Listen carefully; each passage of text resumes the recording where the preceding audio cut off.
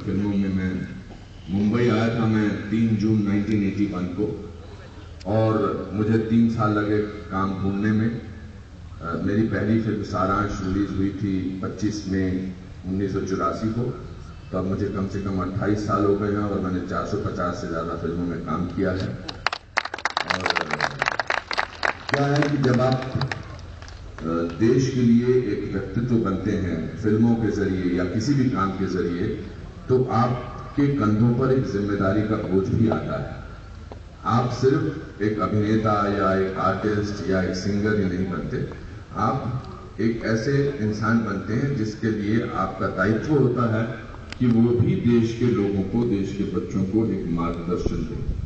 और 28 साल हो गए मेरे फिल्मों में, और अभी 28 साल और काम करूंगा। आपके 28 में और 50 साल फिल्मों में काम करो, यही दुआ है राधेगंज सिटी परिवार का। सर, आपने अभी बताया आपकी पहली फिल्म थी सारांश। इस फिल्म में आपने जो स्थिति दिखाई है फिल्मों में, उस जमाने की स्थिति और आज की स्थिति में क्या अंतर है, या वैसी स्थिति आज भी आपको दिखाई देती है? मैंने 28 साल पहले अपनी पहली फिल्म सारांश में अनजाने में अन्ना हजारे साहब का रोल किया था। सारांश का वो बूढ़ा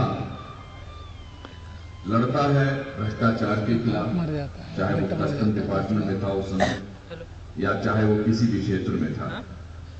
स्थिति फिल्मों की अभी बहुत अच्छी है। फिल्में जो है एक माध्यम है लोगों का मनोरंजन करने के लिए। मनोरंजन के साथ साथ अगर उसमें बीच में कहीं कोई सीख आ जाए तो वो सोने पे सुहागा हो जाता है।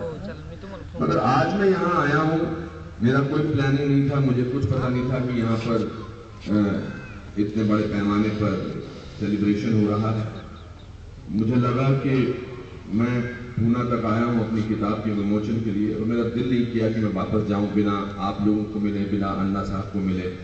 तो मैंने सुरेश जी को फोन किया कि मैंने कहा मैं आना चाहता हूँ, और यहाँ आके जो मैंने आप लोगों का आज डिस्प्ले देखा टैलेंट का, जिस तरह से आपने डांस, योगा, मार्शल आर्ट्स ये सब किया है, उससे पूरे देश को एक सीख मिल सकती है।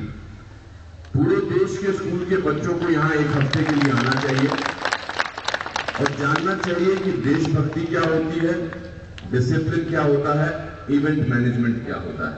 तो मुझे यहाँ आज बहुत सीखने को मिला है। सर, मैं आपसे एक थोड़ा सा अलग प्रश्न पूछना चाहता हूँ। आपकी आंखों में एक मुस्कुराहट है, कुछ नोटी क्वेश्चन पूछना चाहते हैं? प्रश्न ये है सर, जब हम आपकी फिल्म देखते हैं उसमें आप विलन होते हैं। पर अरे आप पीछे पड़ गए, तकलीफ देते हैं जो हीरो होते हैं उनको। और जब हम गांव वाले घर में बैठकर आपकी फिल्म देखते हैं तो हमारी जो पुरानी माँ बहना है वो आपको गाली देती है। तो आपको कैसा लगता है? उनको तो गाली देनी चाहिए, उनकी फोटो पे माला बहुत चढ़ाते हैं, अच्छा करती है। मुझे ऐसा लगता है कि मैं अपने रोल में कामयाब हुआ हूँ। जब मैं अच्छे इंसान का रोल करता हूँ तो वही माँ बहनें दुआएं देती हैं, जब मैं बुरे इंसान का रोल करता हूँ तो वही माँ बहनें गाली देती है। ये तो मेरा काम है, रोल को अच्छे तरीके से करना। मगर आप विलन के पीछे क्यों पड़ गए?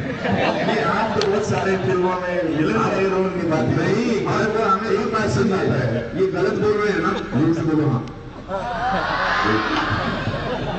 मैंने लास्ट विलन का रोल किया था 12-15 साल पहले। मेरा एक विलन का रोल बहुत मशहूर हुआ था, डॉक्टर डैंग का कर्मा फिल्म में। कल अन्ना साहब के विचार पर लोग अलग अलग टेलीविजन चैनल्स पर बता रहे थे कि अन्ना साहब ने एक स्लैम के बारे में बात करी थी। मैं आपकी इजाजत से लेकर बात करना चाहता हूं इसके बारे में। मुझे लगता है कि अन्ना जी पॉलिटिकली करेक्ट जरूरी बातें करना नहीं समझते। जरूरी नहीं इनको कि ये वही बात करें जो लोग सुनना चाहते हैं। ये गांव से जुड़े हुए हैं, जमीन के इंसान हैं, इनको जो महसूस होता है वो यूं बात करते हैं। तो बहुत सारे लोगों ने इसका बवंडर उछाला, अरे ऐसा कैसे बोल दिया कि भ्रष्ट नेताओं को थप्पड़ मारना चाहिए। तो मैं ये कहना चाहता हूं कि हिंदुस्तान के अलग अलग क्षेत्रों में, चाहे वो रजनीकांत जी हैं, चाहे वो अमिताभ बच्चन साहब हैं, चाहे वो कमल हसन साहब हैं, हर इंसान ने भ्रष्ट नेता को फिल्मों में थप्पड़ ही मारे हैं। तो ऐसी कोई अलग बात नहीं कही। पर क्या पूछ रहे थे? तो मैं बार बार इस बात पर वापस इसी बात पर आ रहा हूं कि आप लोगों ने आज मेरी आंखें खोली हैं। ये बहुत ही खूबसूरत जगह है। किस पैमाने पर यहां काम हो रहा है, मैं तो ये कहना चाहूंगा कि अन्ना जी की ग्रेटनेस तो है ही है, आप लोगों की ग्रेटनेस उससे भी बड़ी है। मुझे इन्होंने कहा कि ये जो बच्चे फेल होते हैं हम उनको भर्ती करते हैं। मैं आपको बताना चाहता हूं कि मैं दुनिया की अलग अलग यूनिवर्सिटीज में या दुनिया के अलग अलग क्षेत्रों में पावर ऑफ फेलियर की बात करता हूं, कि फेलियर की कितनी पावर है उसके बारे में बात करता हूं। उसके लिए मेरा एक किस्सा है जो मेरे पिताजी ने मेरे साथ मेरे मन से कैसे फेलियर को निकाल दिया था। मैं 10वीं कक्षा में पढ़ता था शिमला में, और हमारे मोहल्ले हमारे शिमला में एक बहुत अच्छा खाने की जगह थी, रेस्टोरेंट, अल्फा रेस्टोरेंट। हम चूंकि गरीब परिवार के थे इसलिए उस रेस्टोरेंट में हम सिर्फ एक दिन 6 महीने में एक बार जाते थे, तो अभी हमें 2 महीने हो गए थे वहां गए हुए। अब उस जगह हमें 4 महीने बाद जाना था। मैं 10वीं कक्षा में पढ़ता था और शिमला में आप एग्जाम देने के बाद आपको 11वीं कक्षा में प्रमोट कर दिया जाता है, और 2 महीने बाद जब रिजल्ट निकलता है और अगर आप फेल हो गए हैं तो आपको वापस 10वीं कक्षा में डाल दिया जाता है। तो बड़ी बेइज्जती महसूस होती थी। तो एक दिन मेरे पिताजी मेरे स्कूल में आए 3 साढ़े 3 बजे, और उन्होंने बोले, भाई तुम आओ स्कूल से छुट्टी कर लो, चलो तुम्हें चाय वाय पिलाता हूं। तो मैंने उनसे पूछा कि कहां पिलाओगे? मुझे लगा कि अभी अल्फा रेस्टोरेंट में तो गए 2 महीने ही हुए, अभी वहां तो 4 महीने बाद जाना है। तो मुझे लगा अभी किसी छोटे मोटे ढाबे पे ले जाएंगे, मगर उन्होंने कहा कि चलो अल्फा रेस्टोरेंट ही ले चलता हूं तुम्हें। मैं बड़ा हैरान हुआ कि मेरे पिताजी की जो आमदनी है सिर्फ 90 रुपए है एक महीने की, उसमें से कैसे ये दोबारा मुझे इस अच्छी जगह पर ले जाएंगे। मगर उन्होंने मुझे वहां खिलाया, अच्छी कॉफी पिलाई, सैंडविचेस खिलाए, और उन्होंने मुझे पाइनएप्पल पेस्ट्री खिलाई, दूध भी खाई। तो मुझे लगा पता नहीं पिताजी को क्या हो गया। तो मैंने उनसे पूछा कि पिताजी आप ये सब किस बारे में खिला रहे हैं? तो उन्होंने कहा कि मैंने तुम्हारा रिजल्ट पता किया, तुम फेल हो गए। तो मैंने कहा फेल हो गया हूं तो ये सब किस लिए? कहते मैं तुम्हारे फेलियर को सेलिब्रेट कर रहा हूं, ताकि आगे जाकर जिंदगी में अगर कभी तुम फेल हुए तो फेलियर से डरना मत। फेलियर जो है वो जिंदगी में बहुत ज्यादा सिखाता है। तो आज आपकी जो बातें सुनकर मुझे अच्छा लगा, बहुत बढ़िया काम। और सवाल पूछना चाहते हैं, आप कागज देख रहे हो। यहाँ जो बच्चे बैठे हैं उनमें से बहुत सारे कलाकार हैं। यदि इनमें से कुछ कलाकार फिल्मों में काम करना चाहेंगे तो उनके लिए आप क्या कहेंगे, क्या करना चाहिए इसके लिए? मेहनत करनी चाहिए। डॉक्टर बनने के लिए मेहनत करनी पड़ती है, इंजीनियर बनने के लिए मेहनत करनी पड़ती है, IAS ऑफिसर बनने के लिए मेहनत करनी पड़ती है। अगर आप चाहते हैं कि आपका करियर 28 साल 40 साल चले, तो मेहनत और सिंसियरिटी का कोई दूसरा सानी नहीं, सिर्फ मेहनत ही करनी है। और चलिए आज मैं रालेगांव सिद्धि के लिए एक बात अनाउंस कर देता हूं, पॉपुलर बात है। मेरा एक एक्टिंग का स्कूल है बॉम्बे में। जो बच्चा यहां से मेरे स्कूल में ज्वाइन करना चाहेगा, हर 3 महीने में रालेगांव सिद्धि के हर एक बच्चे को मैं मुफ्त शिक्षा दूंगा एक्टिंग की। क्योंकि आपके गांव से अन्ना हजारे जैसे इंसान आए हैं, तो मेरा फर्ज बनता है सिर्फ मैं बातें ना करूं।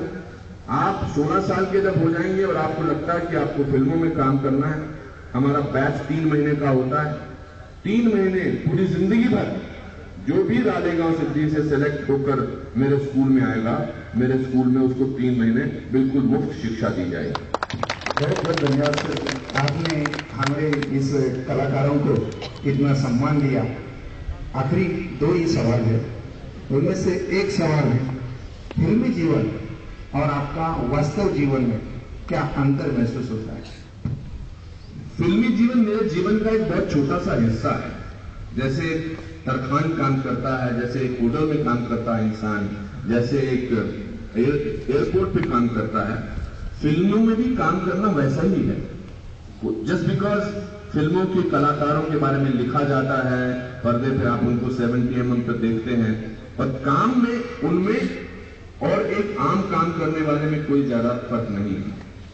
सो काम जो है मेरी जिंदगी का एक अंश है, वो मेरी जिंदगी नहीं है। जिंदगी ये है कि मैं आज यहां आया हूं, आप लोगों से मिलने आया हूं। मेरी आपकी पहचान सिर्फ फिल्मों के जरिए है, मगर मैं एक नागरिक हूं और मेरे बहुत सारे शौक हैं। मैं पढ़ना चाहता हूं, मैं बहुत किताबें पढ़ता हूं, कभी कभी मैं फिल्में देखता हूं, कभी कभी मैं भ्रमण करता हूं, लोगों के अलग जाता हूं। मगर मैंने रियलाइज किया 5-7 साल पहले कि फिल्मों के और एक्टिंग के अलावा भी जिंदगी है। तो मैं फिल्में तो करता रहूंगा क्योंकि वो मेरा पेशा है, लेकिन मैं अगर लोगों के साथ आदान प्रदान कर सकूं विचारों का तो मुझे बहुत ज्यादा खुशी होगी। आप अलग अलग फिल्मों में अलग अलग रोल निभाते हैं। चलिए तो अच्छा हुआ शुरू किया। आपने कर्मा में जो रोल निभाया था उसके कुछ डायलॉग यहाँ पर आप बोल के दिखाइए।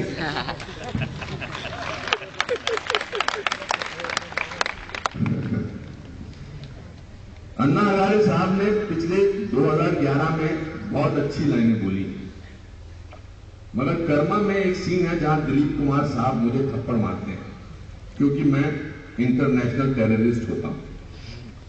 उस थप्पड़ के बाद मेरा एक डायलॉग था जो बड़ा मशहूर हुआ था, राणा विश्व Pratap Singh, doctor Dan creates war.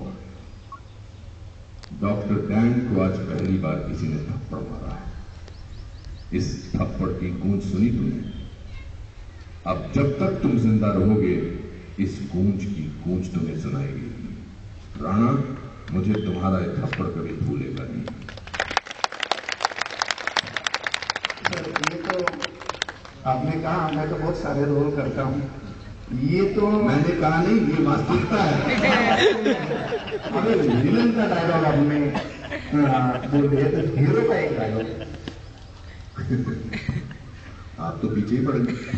आपने कहा बहुत सारा समय, लेकिन अभी अच्छा लग रहा है आपसे बात करता। आप अच्छा मुस्कुरा। एक बात मैंने और नोट किया, रालेगांव सिद्धि के लोग सब लोग मुस्कुराते रहते हैं, कितनी अच्छी बात है। कहाँ इतने सारे सामूहिक रूप से इतने सारे लोग मिलते हैं, सीधा मंदिर से यहां तक आए, हर लोग मुस्कुरा रहा है।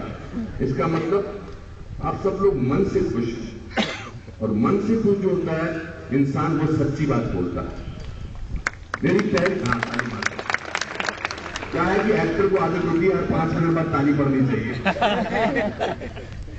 मेरी पहली फिल्म सारांश थी, उसमें एक सीन था कि मैं अपने 27 साल का था और मैंने 65 साल के बूढ़े की भूमिका की थी। वो अध्यापक था, ईमानदार था, भ्रष्टाचार के खिलाफ लड़ता था। तो उसका जो बेटा है वो न्यूयॉर्क में, अमेरिका में किसी कारणवश मारा जाता है, और उसकी अस्थियां लेने के लिए ये बूढ़ा अपने दोस्त के साथ वो अस्थियां लेने कस्टम ऑफिस जाता है। और जैसा कि भ्रष्टाचार होता है कस्टम ऑफिस में, एक जगह से दूसरी जगह, दूसरी जगह से तीसरी जगह, तीसरी जगह से 5वीं जगह उसको भेजा जाता है। और कोई बोलता है आप 200 रुपया दे दो, कोई बोलता है 500 रुपया दे दो। फाइनली जो है ये बीवी प्रधान, मेरे कैरेक्टर का नाम था, वो तंग आ जाता है और वो कस्टम कमिश्नर के ऑफिस में घुस जाता है। और कस्टम कमिश्नर उसको कहता है कि मैं जानता हूं आप मेरा दरवाजा पर हैं, आप टीवी लेने आए हैं। तो मैं बोलता हूं टीवी लेने नहीं आया हूं, मैं अपने मरे हुए बेटे की अस्थियां लेने आया हूं। एक बाप का अपने बेटे की राख पर कोई अधिकार है या नहीं, या उसके लिए भी मुझे नीचे रिश्वत देनी पड़ेगी? ये मेरा डायलॉग था और जो मुझे आज तक याद है। और एक और अच्छा डायलॉग था डैडी फिल्म में, याद करने पर बीता हुआ सुख भी दुखी देता है। ये 2 डायलॉग आपको मैंने सुना। और कुछ बोलना चाहूं? नहीं, अभी आप हमारे गांव में आए और हमारे लिए, हमारे गांव के लिए बहुत सारा समय आपने दिया। हमारे गांव वालों के मन में जो आशंकाएं थी, जो प्रश्न थे, उनके आपने जिस ढंग से जवाब दिए। आप तो अभी हमारे गांव के मेहमान नहीं, आप तो हमारे रालेगंज सिद्धि परिवार के ही बन गए हैं। बिल्कुल बिल्कुल। मैं आपको हमारे गांव की ओर से धन्यवाद देता हूं और आपको विनती करता हूं कि आप, और रालेगांव सिद्धि में तो चाबी और ताले की भी प्रॉब्लम नहीं है, मैंने सुना है। हर दरवाजा खुला रहता है, जहां अन्ना रहते हैं वो तो मंदिर खुला तो मैं तो किसी भी घर में जा सकता हूं। मैंने सुबह से कुछ खाया नहीं है, भाषण के बाद और अन्ना जी के बोलने के बाद मुझे कुछ खिला देना बस। आपकी बातें सुनकर ही हमारा पेट भर गया है। आपका आपको भूख है, आपका तो यहाँ हर घर में आपको दावत है, आपको सब बुला रहे, लेकिन आप अन्ना जी के साथ बात करने वाले। मैं आपको फिर धन्यवाद देता हूँ और आपको भाषण करने की विनती करता हूँ। अच्छा, मैं कुछ नहीं बोलना चाहता, मैं बिल्कुल अपने दिल से, अपनी वास्तविकता से, अपने जज्बात से मैं यहां आया हूं। मुझे लगता है कि किसी भी आंदोलन की शुरुआत केवल चंद लोग करते हैं और वो आंदोलन धीरे धीरे धीरे धीरे एक सैलाब की तरह बन जाता है, पूरा देश उसमें शामिल हो जाता है। ये हुआ 2011 में। अन्ना जी और इनके कुछ सहयोगियों ने एक आंदोलन की शुरुआत की और 2011 के अंत तक वो शुरुआत एक बहुत बड़ा आंदोलन बन गई। बहुत सारी कोशिश की जा रही है इस आंदोलन को पीछे ले जाने की, बोलने की कि ये सब अब इंपॉर्टेंट बातें नहीं है। अन्ना जी और उनकी टीम के अलग अलग लोगों के बयानों के बारे में कोई नुक्ताचीनी की जाती है, मीडिया की तरफ से उनको जो ये बताया जाता है कि ये गलत है, उनके खिलाफ, भ्रष्टाचार के खिलाफ। मगर मेरे दादा कहा करते थे कि जब आप सच बोलते हैं तो आपको याद रखने की जरूरत नहीं होती है। ये जो एक सैलाब, ये जो एक आंदोलन अन्ना हजारे साहब ने शुरू किया है, ये देश की प्रगति के लिए बहुत जरूरी है। आज हम अपना गणतंत्र दिवस मना रहे हैं। इस गणतंत्र दिवस में सिर्फ एक दूसरे को मैसेजेस देना कि हैप्पी रिपब्लिक डे बहुत सिर्फ जरूरी नहीं है। वो हैप्पी कैसे होगा? वो हैप्पी तभी होगा जब हमारे देश से भ्रष्टाचार कम होगा और खत्म होगा। अगर अगले आने वाले